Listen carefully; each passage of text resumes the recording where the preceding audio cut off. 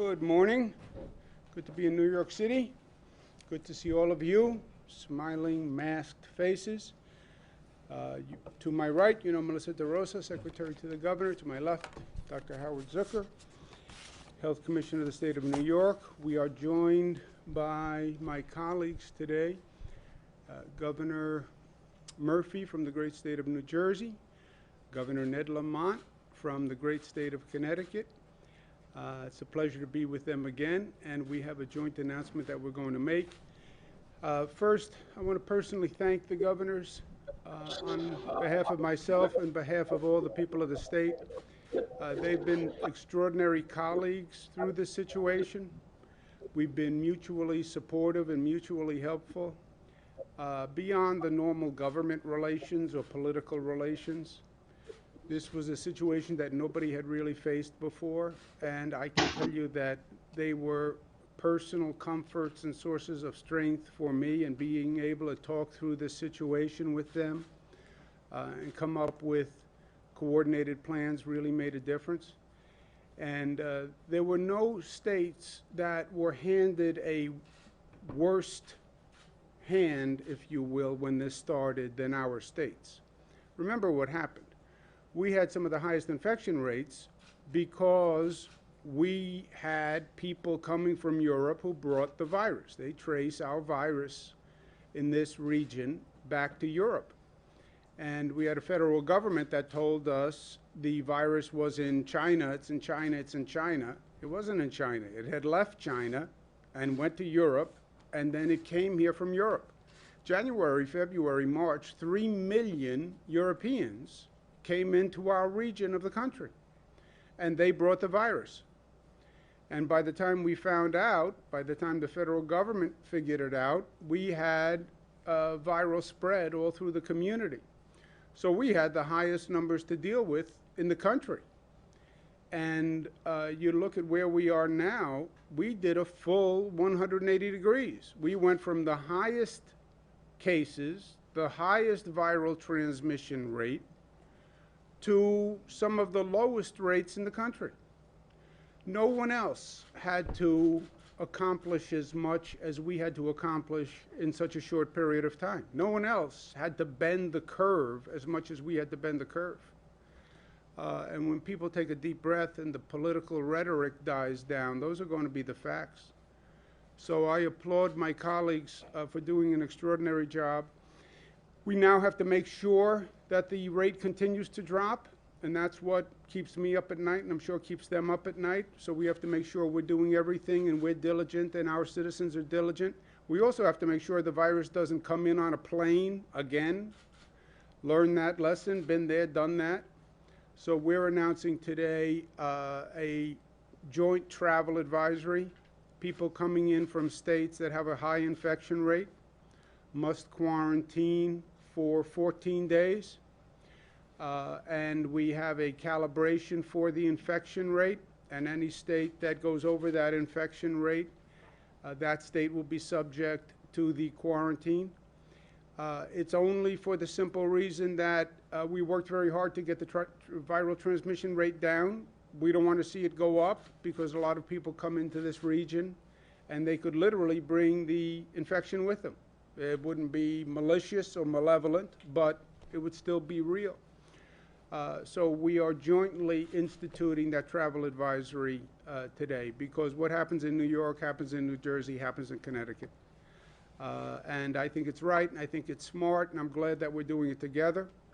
And we've done a lot of good things together, and hopefully we're on the other side of this mountain, and we'll continue to see the numbers go down, and we'll continue to see the economic activity go up. And with that, I'm going to turn it over to my neighbor, Governor Phil Murphy. Phil, thank you again for everything. Thank you for what you've done, not just for New Jersey. Thank you for what you've done for New Yorkers. And there's no doubt that our partnership has made it better for both states. So thank you very much, Governor Phil Murphy. Andrew, thank you. And I echo your words of thanks and deepest appreciation for the partnership with you and with Ned. You know, we live in the densest neighborhood in America. We've been clobbered by this virus. No region in the country has paid a bigger price with the loss of brothers and sisters. We've lost just under 13,000 members of our New Jersey family. New York has paid an enormous price. Connecticut has paid a big price as well. And I can't thank you enough for your partnership, guys. We need to do things right by inside the four walls in our respective states. We need the federal government, but boy, have we needed our neighbors. And I can't thank you and Governor Lamont enough for your partnership and the spirit of teamwork in this extraordinary chapter in our state's and our nation's history. Listen, my echo is simple. This is a smart thing to do. We have taken our people, the three of us, these three states, through hell and back. And the last thing we need to do right now is to subject our folks to another round. And this virus is risky enough on its own in terms of the potential to flare back up. So doing something common sense as this is, to say to folks, listen, it's time for personal responsibility. If you've been in a state that has a high infection rate, do the right thing. And that is taking 14 days and self-quarantining. It's the right thing to do. It's the common sense thing to do. It's the responsible thing to do. So I'm honored to be alongside my fellow governors today and support this notion wholeheartedly. And I know the details will come from our respective health departments on exactly what this means, but it's a really smart, common sense step, particularly as we have the three states have really broken the back of this virus. Thank you again for everything and for having me today. Thank you. Thank you very much, Governor Murphy. And again, I do believe we're all on the other side of the mountain, but we determine what happens. It's what our people do. It's our policies. And it's not over until it's over. And I think it'll help us all. Thank you very much, Phil. And our other colleague and partner, Governor Ned Lamont from Connecticut. Governor, thank you very much for your partnership. Thank you for the personal support and personal friendship you've given me. Nobody wanted to go through this, but you see sometimes in life when the pressure is on, you see the best and the worst in people and society. And I think we saw that here. And one of the high points, one of the best facets that came out of this was strong people got stronger and strong relationships got stronger. And New York and Connecticut and New Jersey really stood together. And I want to thank you very much. Governor Ned Lamont.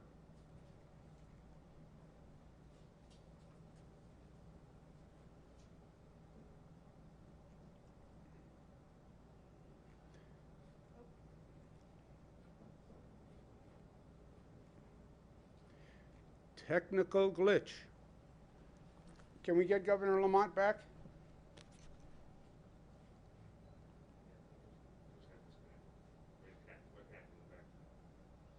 One second for Governor Lamont.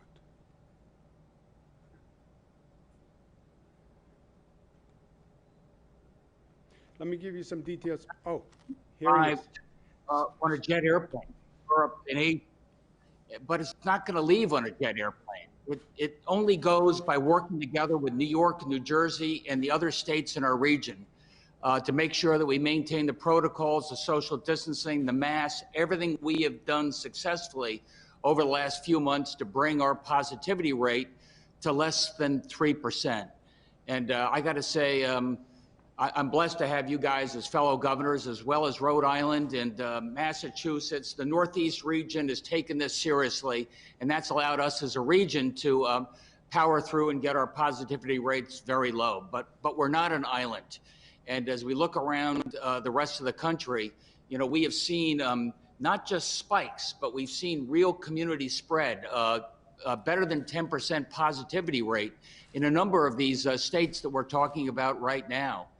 And if it was limited to, the nursing homes or the prisons or something containable, perhaps we would not be as concerned. But right now we're seeing, places within some of these states where you have a positivity rate of 20, 30, 40%. In many cases, younger people, folks who travel 18 to 35, who are maybe not at risk themselves, but are highly infectious. So, working with Phil and Andrew over the last, week or two, we reluctantly came to the conclusion that this is what we've got to do to make sure that our region stays safe and our state stay safe as we make sure that we can safely get our businesses back and our schools back up and operating, this fall. And we'll be monitoring this carefully. We've got the quarantine in place. We'll be doing publicity and social media, reaching out to the travel agents, doing everything we can to tell people, if you come to Connecticut, you come to New York, you come to New Jersey, you come safely and you follow the protocols, starting with the quarantine. Andrew, Phil, great being with you guys. Great. Governor Lamont, same here. Thank you very much. And hopefully we're on the other side and we stay on the other side. Governor, thank you very much. Ned, thank you. Okay.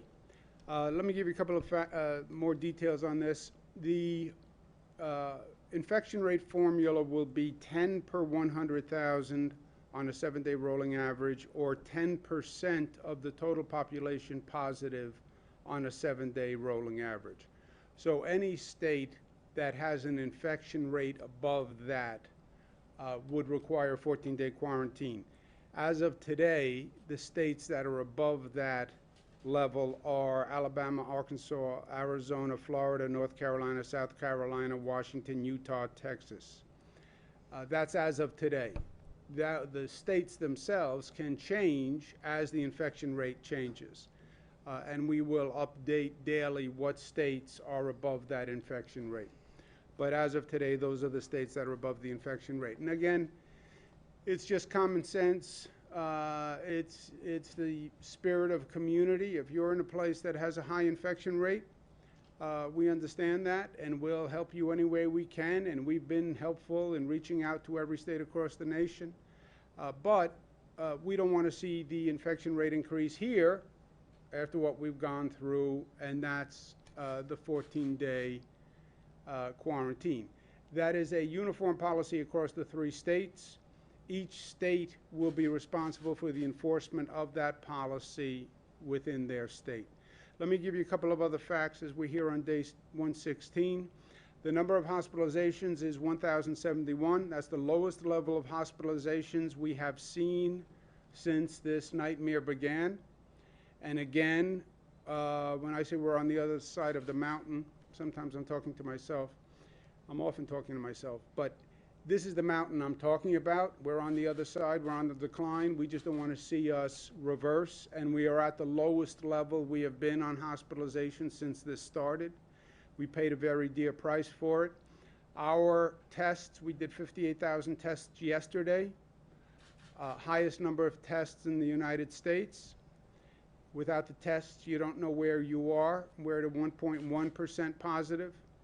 You can see the testing by region, and all the regions are constant since the reopening, including New York City, which we're watching very carefully. But we watch it on a day-to-day basis, and right now all the numbers look good.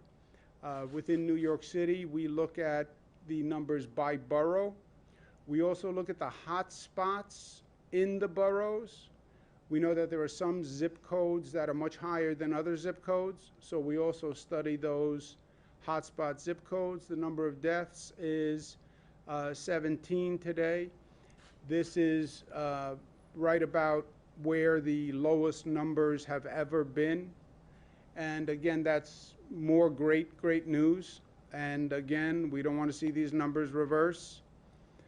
Number of lives lost on the 3-day average, again, is just about as low as it's ever been. So all the numbers are good.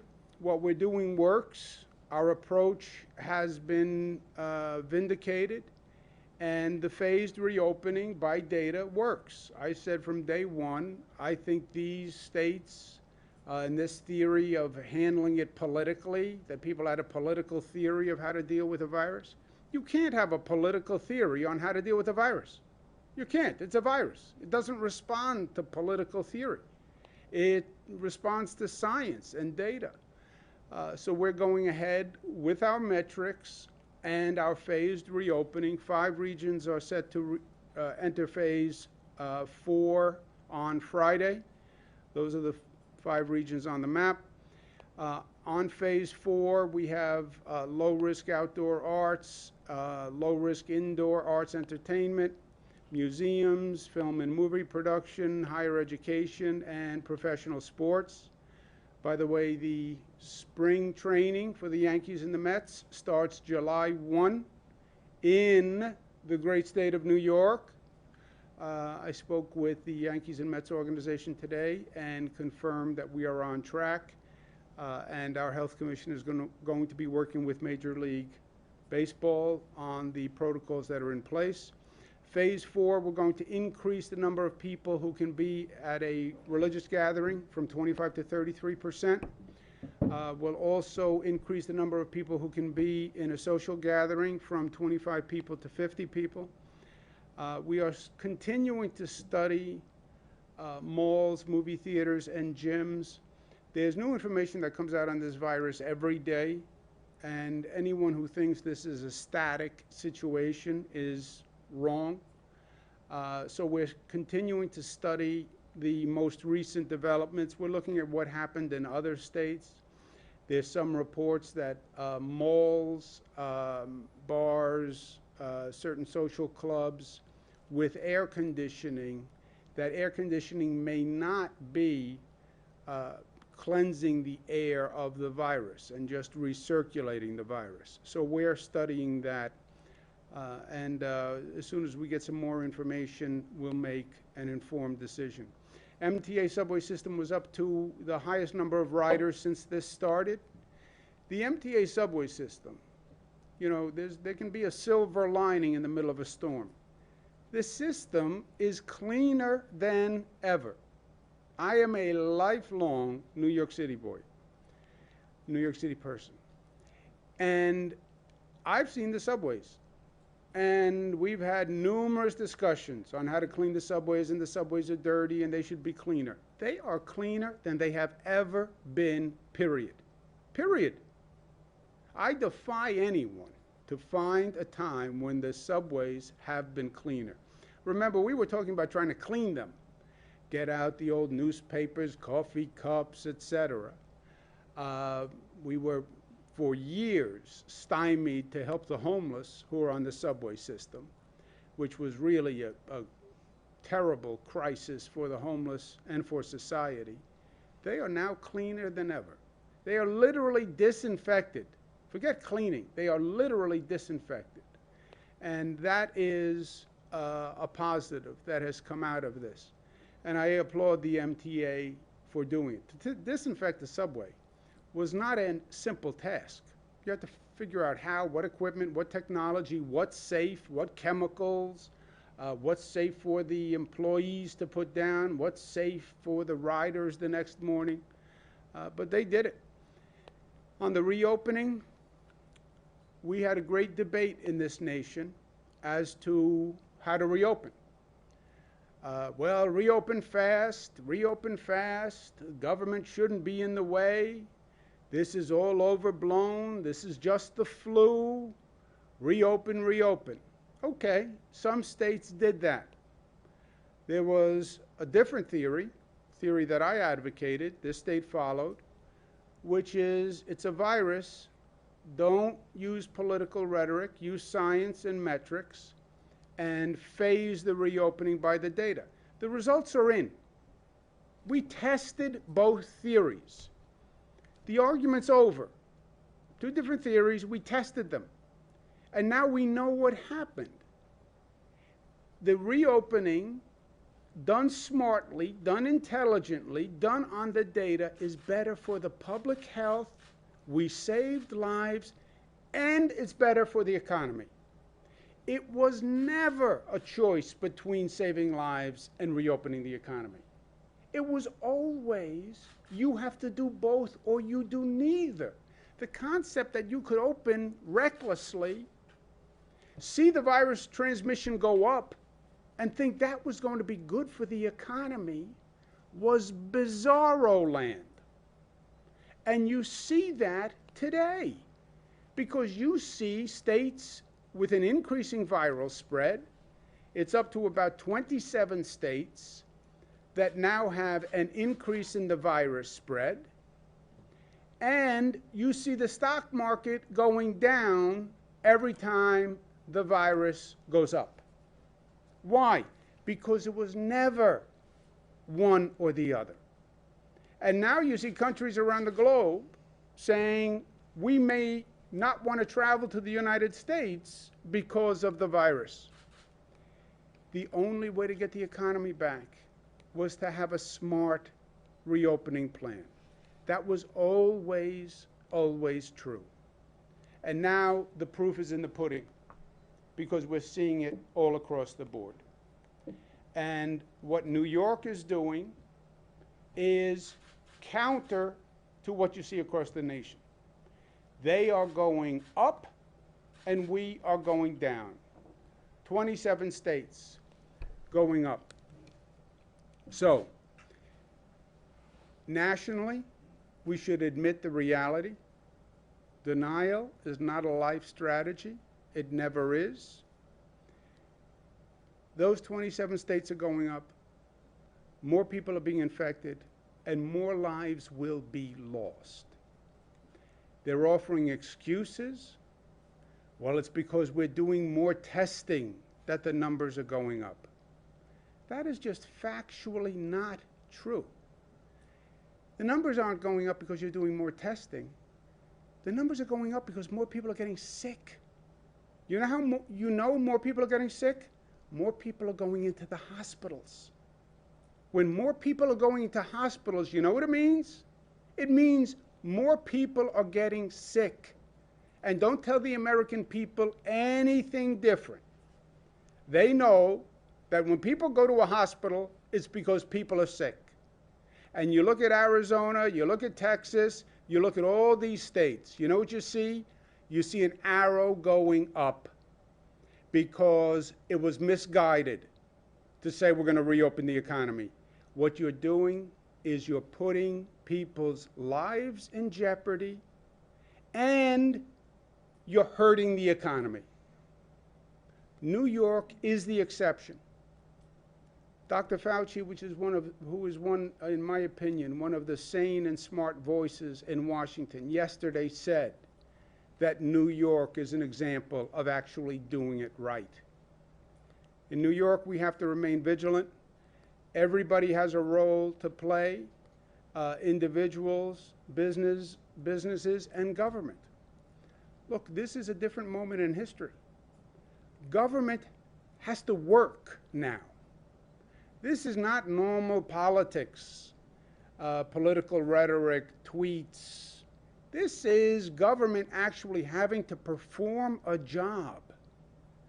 Government people expect government to work now. You see how engaged people are, how they're following government? And they know when it works and when it doesn't work. Their complaint with the federal government right now, they have been incompetent in how they handle the situation. Because they have been. And local governments have a role to play. We have to keep that infection rate down. The key to that is the local governments being diligent on compliance. And I have this conversation with local governments all across the state 5 times a day. The state is in charge of opening or reopening. The state put the metrics in place. The state closed down the businesses. The state is responsible for reopening. Local government has no authority. That took a big political burden off the local governments. Nobody wanted to shut down the economy. The president didn't want to shut it down. Nobody wanted to tell people to stay home. Okay. I took the responsibility for shutting. The state has the responsibility for reopening. Local government can't shut anything. Local government can't reopen anything. They can't shut a school. They can't open a school. They can't shut business. They can't open business. That's all the state's responsibility. And I assume it 100%. And I get 100 phone calls every day from angry people who wanted this open or this opened or this opened. Okay. Local governments have a responsibility. They have to ensure compliance. Social distancing, mask wearing, businesses following the rules. Bars, restaurants, people on sidewalks, local government has to do that. I understand it's not easy. I understand it's not popular. Welcome to government in the middle of a global crisis. They have to do that job, and they have to be competent at doing that job. The worst case scenario, which is what Governor Murphy just said, after we've gone through hell, imagine if we have to go back and do it again. The other piece of the equation is people have to do their part. You know who bent the curve in New York? New Yorkers. Nobody else. They wore the mask. They did the social distancing. They did it. Weather's warm. The news is good in New York. Yes, it is. But that does not mean people can now relax. The news is good because we did what we had to do.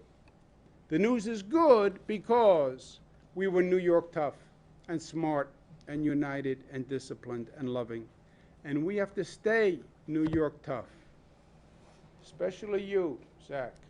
Questions? Governor, how will this quarantine be enforced? How will the states actually check if travelers are abiding by the quarantine? How will, travelers crossing state lines, be accounted for? Each state will do its own enforcement mechanism. In New York, it's a travel advisory. You are informed that you should quarantine for 14 days. If you go to a hotel and a hotel clerk asks, how come you